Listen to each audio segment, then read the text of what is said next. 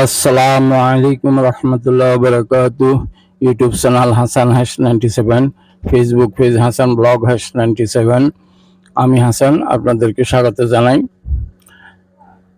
লাইলাতুল বারাত, শবে বারাত উপলক্ষে জালান বাণীবলী সুলতানাত অফ ওমানে বাংলাদেশ ইসলামী শাসনতন্ত্র আন্দোলন পক্ষে ওয়াজ মাহফিলের আয়োজন করা হলো এবং তাবারুকের আয়োজন করা হলো।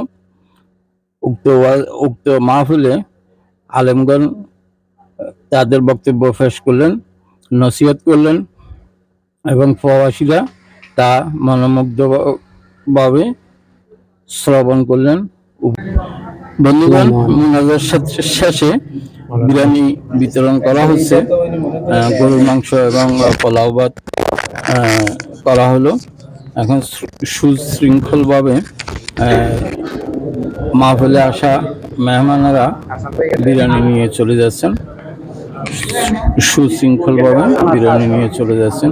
প্রবাসে আনন্দ, প্রবাসে কিছু সময়ের জন্য নিজেদেরকে আল্লাহর দ্বীনি কাজে জড়িত রাখা, এই প্রচেষ্টাই তাদের উদ্দেশ্য।